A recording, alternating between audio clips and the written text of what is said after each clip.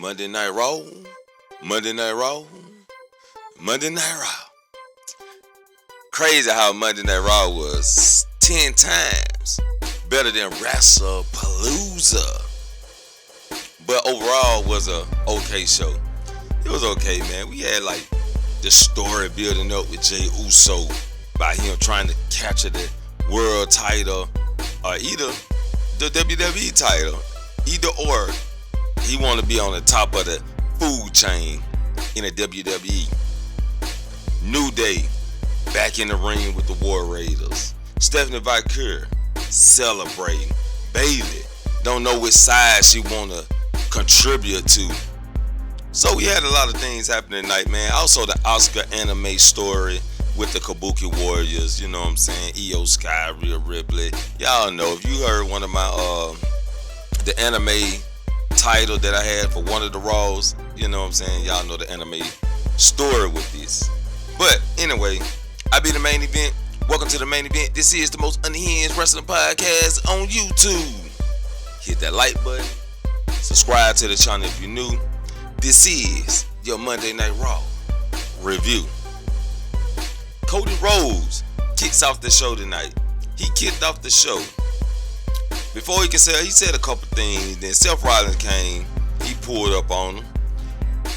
And they just rehashed some of the history that they have lately, right? You know, Cody Rhodes with the series best of 3 and Cody won all 3. Even though in the best of 3 you win, 2 you win, but Cody won all 3. And how Seth Rollins protected Cody in his feud with Roman Reigns. They went through all that, breaking down that the story is already there. Not just such of a story, but the story, you know what I'm saying? Short story, because it's just them facing each other at Crown Jewel. After that segment, we get Jimmy talking to Jey. And Jey got a match against LA Knight. Jimmy not happy with that. He like, man, y'all just shake hands and hug it out. Jey Uso like, man, fuck that. It's on. He want problems. He got problems. As a matter of fact, LA Knight standing in my way. That's the way Jey Uso feel. You know what I'm saying? Cause he trying, look, bro, Jey Uso on a mission. He on a mission. When a man is on a mission and you step in the road, you bound to get ran over. So watch out for the man on the mission. New Day and Grayson Waller versus War Raiders and Penta in a decent match. It was okay. You know what I'm saying? The War Raiders just ain't really kicking. You know what I'm saying? They ain't kicking the ball for me. They ain't hitting no field goals.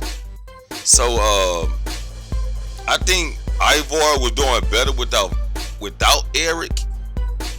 And I think his solo run was way more interesting than his tag team shit.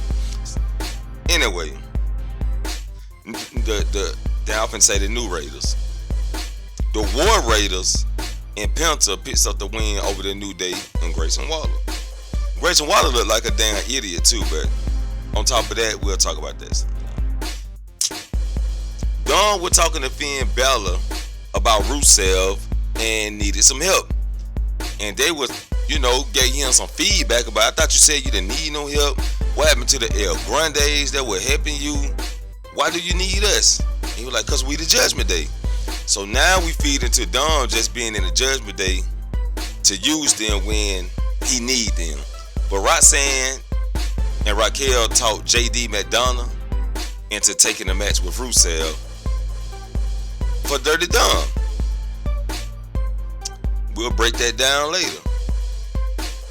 Adam Pearce, Bayley was talking to Lara about being a ringside with her for her match, and she's all happy and shit, and Lara Valkyria don't know what to think with her Down syndrome face. She just don't got the face expressions for me.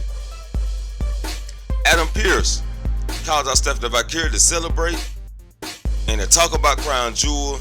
She'll be challenging either Tiffany Stratton, Jade Cargill, or Nia Jax at Crown Jewel. The winner of the triple threat match.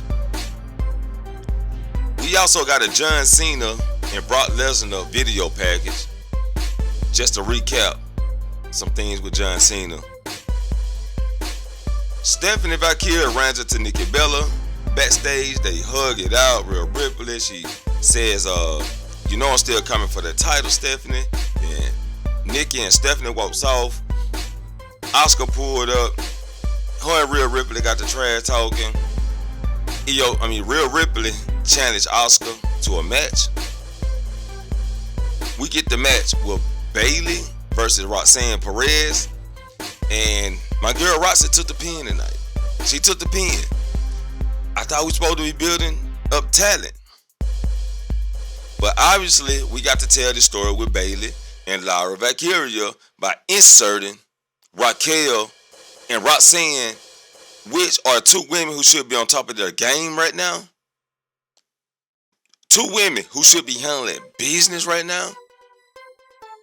Two women who should be going toward championships right now. But they're fed to Lyra and Bayley for their story. Their story.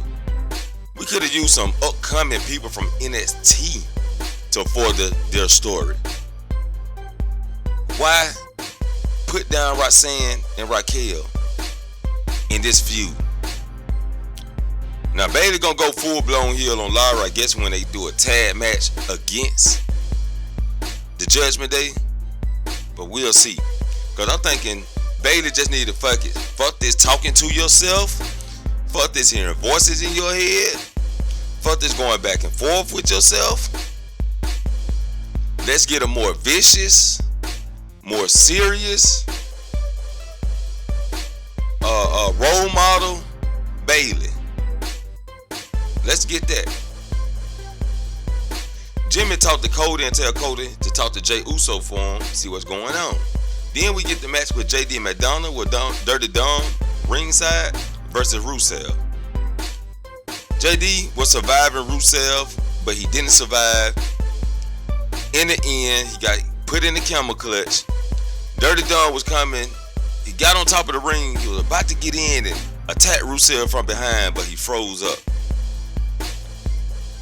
JD taps out, which led to Finn Balor coming out to break the hold and put down Rusev for JD. Now, this was about to get ready to happen. This about to get ready to happen. Dirty Dom about to get turned on. Or either Dirty Dom turns on Judgment Day. I don't know where this leave Liv Morgan. Maybe Liv Morgan be the shoe tire. Maybe she tie things back together. But right now it's looking like JD and Finn may be going off on their own. And with them attacking Rusev like that, they got a big pop. They got a big pop for that. Finn got a big pop. JD already, the fans looking up to him because of his resilience. Dirty Dom's still looking like a cowardly champion, which is going to keep him being a heel. And they can resort back to the boos for Dirty Dom, and it looked like that's where they're heading. They're trying to get the people to boo Dom instead of cheer Dom. Because that's what you're supposed to do, right? We're supposed to boo the heel. So it looks like that's where they're heading, and maybe Finn Balor capitalize on that and become a face, capture the title, which I don't think Finn should capture the title. I think we should have Finn capturing the World Heavyweight title and have JD capturing the Intercontinental title sometime next year. Cody talks to Jey Uso, and as y'all can see in the thumbnail, Jey Uso on a mission. He's on a mission to become top of the food chain of WWE. And to be on top of that food chain, you need one of the top titles. He was looking at that title like he was going to take it. Fuck wrestling for it. I take it right now. That's how Jey Uso was looking at that title. And yes, man, we got to break this down, people. We got to break it down. Subscribe to the channel. Subscribe to the channel. Hit notifications. We about to break this Jey Uso. Is he going to heel or is he not? You know what I'm saying? And if y'all see another video out there like that, they got it from me because that's what they tend to do. But I'm gonna put that out there. Io Sky talks to Asuka about not facing Rhea Ripley. LA Knight got an interview. We got the matchup with Jey Uso versus LA Knight. And it was a pretty nice match with Jey Uso and LA Knight. For two guys who people complained about their wrestling skills for. You know what I'm saying? Like I heard them complain about LA Knight before. We definitely heard them complain about Jey Uso. But then to have that kind of feedback, this was a good match. This was an average match at best, but it was a good match. And the Bruns come out to attack LA Knight, not Jey Uso. They came out to attack LA Knight. LA Knight fights him off. Jey Uso capitalizes, hit LA Knight with the spear off the top rope for the 1-2-3. Becky was talking to Seth Rollins backstage, or was she talking to her goddamn self? Because Seth Rollins was staring at the watch. I don't know whether it's the watch is doing something to Seth Rollins. Let's not forget, Seth Rollins is not fully a bad guy. He's not fully. He's trying to show new talent the way by being selfish. Pretty much what he's showing you. You got to be selfish to get here, right? Sometimes you got to use people to get here, right? That's pretty much what Seth Rollins showing him. But he was looking at this watch because I think he don't want to like just fully go heel on Cody Rhodes. I think it's some type of respect still there with Seth Rollins to Cody Rhodes. He may tell the Bruns to back off this match. This may cause some tensions with the Bruns and Seth Rollins for just a split second. He may hold them off in this match because you can also see that Paul Heyman still holds his respect for Cody Rhodes. He told the Bruns to back off and let Cody pass. Yeah. So Seth Rollins and Paul Heyman still hold some type of respect for Seth Rollins. Maybe that'll be explained later on when we get closer to the match or after the match, maybe during the match, and it'll be told out in physical actions. Io Sky talked to Rhea Ripley about facing Asuka. And she was like, Io, don't trust her. And she like, yeah, that's family. She not trust you, Rhea Ripley. I can't say it. Rhea Ripley. That's how she said. I don't know how to say it. But she walks off. War Raiders and Penta get interviewed. Americanos, gotta put the S on it. They got a video package. They just keep adding on to this El Grande backstory, right? Anyway, cause they ain't say nothing about nobody else in the El Grande backstory. They ain't say nothing about he had other two, and they legendary too. But I digress. Maxine was talking to Adam Pearce about getting a match, getting her back in the ring.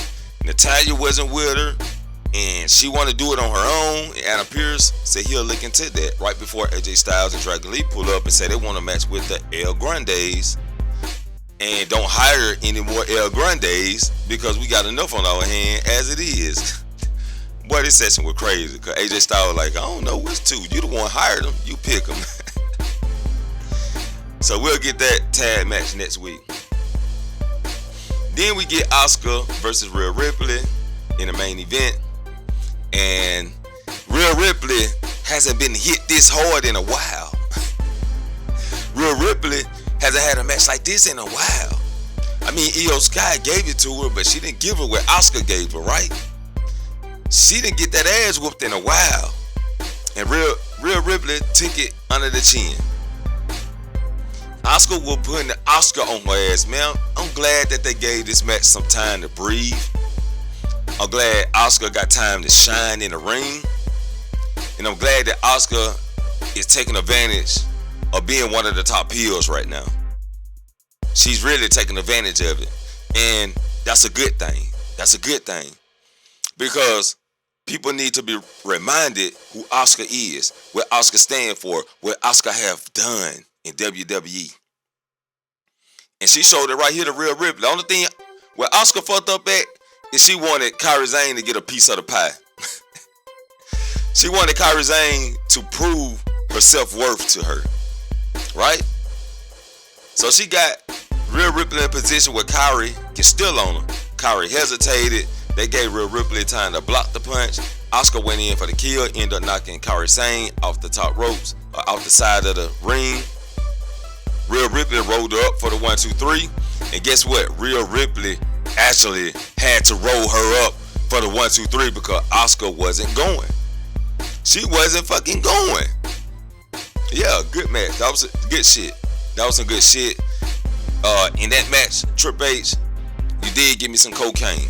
You gave me some cocaine, and it was some good shit. So I got to give it to you on that one.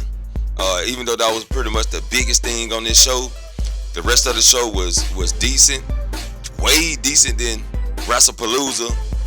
But I actually got a chance to enjoy the fucking show. You know what I'm saying? I hate to sit here and not enjoy the show. Just be sitting here looking at this bullshit. Give me something that I can enjoy. And I actually enjoyed this show. Io Sky comes out after Asuka hit Rhea. God damn, well, I'm about to sound like Io Sky a little bit in my own way. Asuka hit Rhea with the poison mist.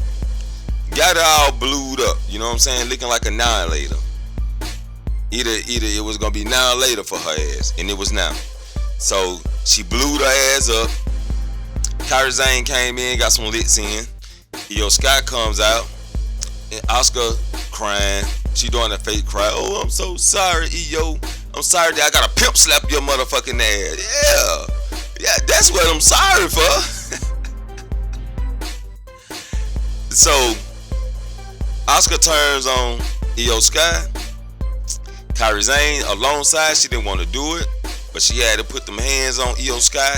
She had to drop the insane elbow on Io Sky, and we're about to get what I told y'all we gonna get. Io Sky and Rhea Ripley versus the Kabuki Warriors. We finally about to get it. They finally progressing further into the story. Long fucking storytelling. God damn, it took a long time to get to this point. I think it should have been at this point, but now we're here. We're finally here. I'm glad it didn't take any fucking longer. It couldn't have came at a better time. This was a long story, but kind of mid. It wasn't a very long story. So, but we here the animated chits of WWE, the animated story of WWE, because this is what these three remind me of. Io Sky, Kairi Sane, Asuka remind me of some anime shit. You know what I'm saying? With the Miko, you know Miko, the one that be killing me in Fortnite all the goddamn time. Yeah, those chits in the anime series. But let me know what you think about Raw down in the comments. I'll be the main event, and I'll catch you all in the next main event. Peace.